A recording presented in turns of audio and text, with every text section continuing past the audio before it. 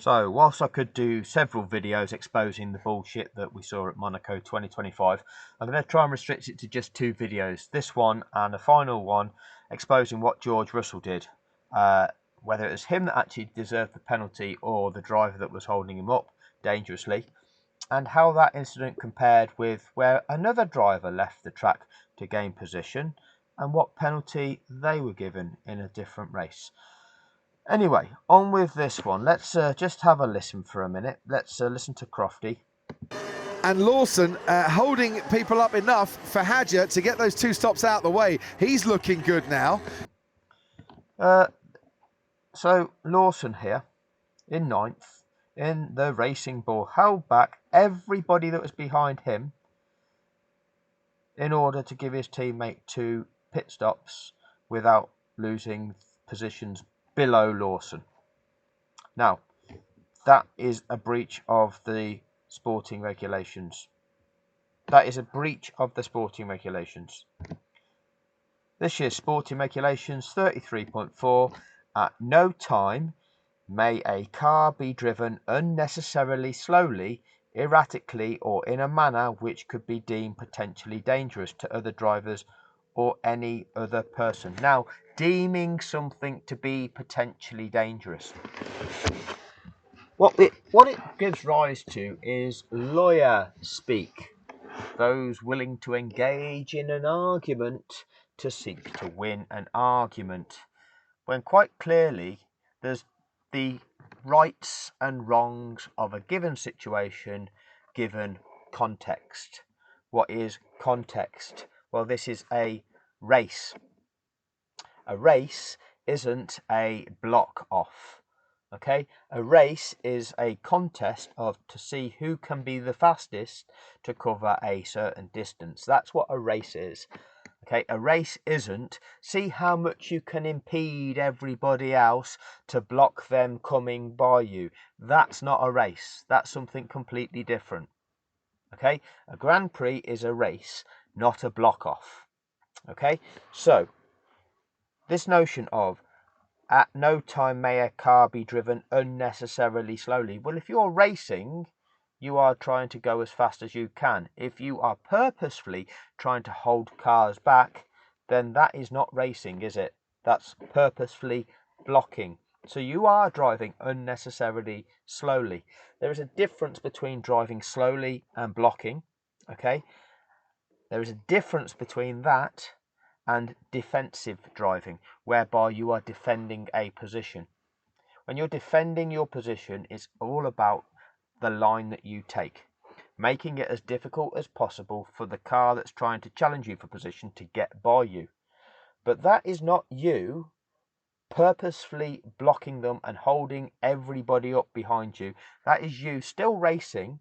That is you still trying to go around there as fast as possible in terms of your own race, because you still should be aiming to try and catch the car in front rather than just be willing to let that car in front go away from you 15, 20, 30 seconds. Just you don't care about that one. All you care about is holding everybody else up to benefit somebody else, not even yourself. Okay, you should be racing, going as fast as you can. However, that difference being here that the line that you take is not the optimum racing line. You can be just slightly off of that, meaning you're making anybody seeking to overtake you have to go that much offline that it's difficult for them to do so. They lose so much time in doing so that it's not feasible for them to do so. But you yourself are still traveling close to, if not at, your optimum speed. You're just making it extremely difficult for those people to get by you. Now, what that means is, because you're not on the optimum line, your lap time might be half a second a lap slower. But your speed that you take, your cornering speed and your straight line speed, should be very, very similar to that you would normally be lapping at. But just by taking a slightly different line slows everything down. That's not dangerous. And the reason it's not dangerous is because the driver that's behind you is also trying to drive at a speed that is close to their top speed. And therefore, when they go into a corner, they're trying to brake as late as possible, knowing that that's what you're seeking to do. And then when they exit a corner, they're looking to accelerate as hard as possible, knowing that that is what you are going to do because you're in a race together and that's what you do when you race. Now, if the guy behind is doing that, but the guy in front isn't doing that, that's when there's a problem. Because the guy behind has to react to this notion. Hang on a minute, this guy shouldn't be braking here. He shouldn't be slowing down at this rate. Oh, and if you then don't react to that, you end up smashing in the back of him. That's not something you should be having to contend with. You're manufacturing a situation that is dangerous. You're inducing greater danger by driving in that manner. Likewise, on exit of a corner, when drivers are looking to get on the gas and accelerate away from that corner as quickly as possible, if you don't do that, the guy behind attempts to do that because that is what's natural when you race. The guy behind could quite easily just drive up the back of the car in front. And it's not on because the guy in front has caused that through driving in the way that they do. Okay, purposefully blocking is not the same as defensive driving. Defensive driving is still racing, still driving at your top speed or close to it, just taking a defensive line, making it awkward for your attacker to actually have an opportunity to overtake. That is defensive driving. Blocking is something that is not acceptable. Hence we have this notion of you're not allowed to make a double movement. You're not allowed to weave. These are all written in here.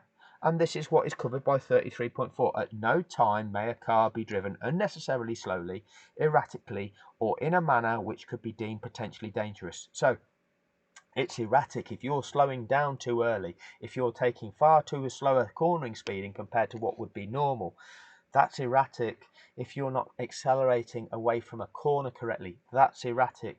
You're driving unnecessarily slowly. You're doing so to try and give an advantage to somebody else. This is the rules and regulations, sporting regulations. It's illegal. This is the driver standards. It is not permitted. This is E here. It is not permitted to drive any car unnecessarily slowly, erratically, or in a manner deemed potentially dangerous to other drivers. This is the FIA International Sporting Code Appendix L, the driving standards. This driver guidelines for overtake, that's a bullshit document because it's all covered by the driving standards. These things encapsulate everything. That is why they're purposely written like that. So anybody that seeks to project an argument by removing context and by projecting, well, the rules don't say you can't. No, they do. They do, because what is stated there covers that, clearly covers that. So you trying to validate that type of driving is trying to validate something that is wrong, something that's not acceptable, and as lawyers do, they'll happily take the money to create an argument for a perpetrator. They don't care about what is right and wrong in the context of a given situation. They just care about money. That's all they care about. C-nuts of individuals. Anyway, what we then see then, we'll go back to the F1 screen. So what Lawson has done here for Racing Bulls is illegal, okay? But not surprising, it's a filthy Red Bull school kind of tactic that they get away with, okay? Because they've got the governing body in their back pocket, okay? Lawson has done something illegal that you need to give him a huge penalty for. He's actually ruined the races of everybody behind him by backing them up, all right? And that's illegal conduct, as I've just demonstrated, in accordance with the rules. Now, FIA didn't give him a penalty. You're now in the position of Alex Albon. Essentially now, you're struggling because you've been held back that much. Hadjar's got his 2 pit stops out of the way. You've done none. So your race for Albon here is to make sure that you get by Lawson through the pit stop window. You can't get by him on track because you can't overtake at Monaco, and so you have to get by Lawson via strategy. And the way you do that is whichever's going to be more powerful. It's probably best if you seek to do either the undercut or the overcut. All right, whichever is going to be the most effective around Monaco. I'm not sure which is the most effective, but you've got to make sure that you nail that. Okay, if they take the pit stop first, then you've got to make sure that you just nail it and try and make sure that in that lap you remain out on track, you get the most out of that lap time, nail the pit stop and get out Albon in front of him. That's what you have to do. Alternatively, you decide you get as close to Lawson as possible. Okay, you make Albon do as many quick laps as possible, get him in the pits and get that out lap as quick as possible in the hope of undercutting. But that is what your desire has to be. You have to get Albon up to that 9th position, which would have turned out to be 8th position when Alonso ultimately retired. So that's how you go from a current 10th position to 9th position. That doubles your points from 1 to 2, and that then doubles again to 4 points for 8th position when Alonso retires.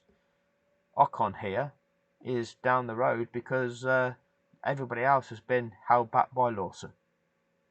So what you're really fighting for as Alex Albon is 9th position, which becomes 8th. But let's just play this through on the dynamics. So Hadjar is in 8th position with his teammate now Lawson 1.8 seconds behind Hadjar. Hadjar is going to be playing the blocking role. Hadjar 10 seconds behind Ocon. Right? So Hadjar, let's see what happens with this gap as we play it through. To the pit lane, Max Verstappen is going to be pitting as he makes his way around Rascasse. This shows you the pit stops that they've had. Hadjar 2, Lawson 0. No brainer. He's got a pit. He doesn't want to catch that little lot up, does he? Surely. Yes, there he is. There he comes. Tsunoda carried on. Verstappen comes into the... And this is what it did. It meant when the lead cars came through, they had to get through all this train of cars that were being held back due to what? Now it's Hadjar's leading that car, but what Lawson had done. From 8th position downwards, all the leaders have to make that through. It's just ridiculous. Absolutely ridiculous. Now I think it's wonderful who's trying to get the hashtag pointless trending. Now, you couldn't actually make this up really. Did somebody actually create Fernando Alonso his own parking spot here at Monaco? Let's have a look. Fernando Alonso is pulling out to retire, and look at that. That, as disappointing as that is for Fernando Alonso, he has gone straight... It's disappointing. He's gone straight to a gap and has got his car out of the way. So he's gone into his parking space, which is P0. Let me know what the P stands for in the comments section. So, what did Crofty have to say about P0? So we can cover this under yellow flags without the need for a safety car. And well, that's it. This is what drivers should be doing. This is what Formula 1 circuits should have provision for. They should be able to pull their car off into a safe zone that doesn't impact the continuation of that race. Mechanical failure of a Formula 1 car should result in the driver being able to pull off that racetrack, park their car safely, and the race continue on without the intervention of the safety car. But they don't want that. What they want is they want to direct the driver to stop the car on the track, causing the driver to be in harm's way, so that they can bring out the safety car and introduce the drama again to the show. Disgusting. Sadly, as Fernando Alonso walking back to the pits, pointless after 8 races, his worst start to a season in 10 years. But people aren't saying that Fernando's washed, are they? People aren't saying that he should be out of the sport. It's only those who are racist that make remarks about things like that. We'll carry on. Okay, I'm ignoring the George Russell taking the position by going off the track incident for now. That'll be in the next video. What I was saying about what Williams needs to do with Albon to leapfrog him ahead of Lawson, well, they've not managed it, have they? Okay, Lawson is now 22 seconds behind Hadjar with having had his pit stop onto hard tyres. Albon is behind. Okay, so you know it's just not good enough.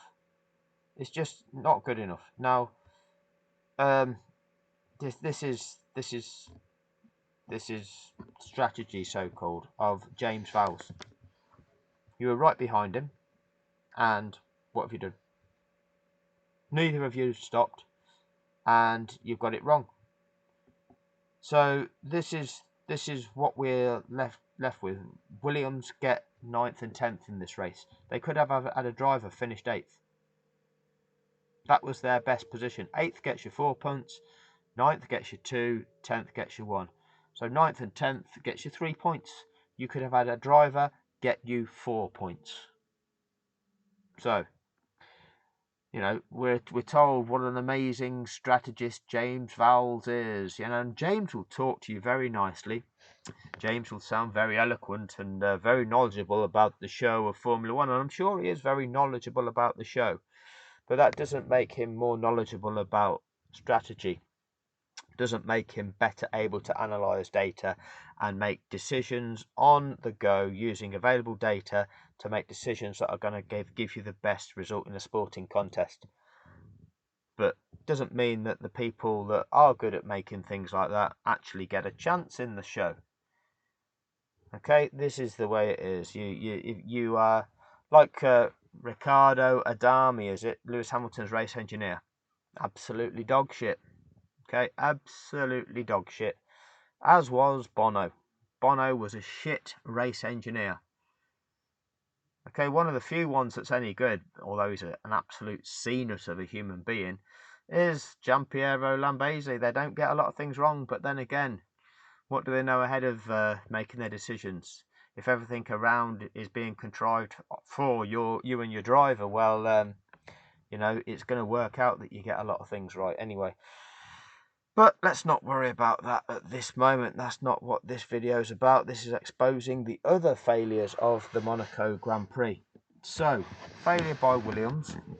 And what we'll look at in the next video is the notion of what George Russell did, what Williams were doing, because they then replicated the strategy of the Racing Bull cars in the blocking strategy, which is illegal, which is not noted as being illegal, which is not noted by Sky Sports F1 commentary of Brundle and Crofty as being illegal, hence not educating the fans of what's legal and what's not. And then we'll, like I said before, we'll compare that with an incident whereby another car left the track to gain position and what penalty was awarded to that car in comparison with the penalty that George Russell got for doing the same thing. That'll do on this one. Thank you for your time.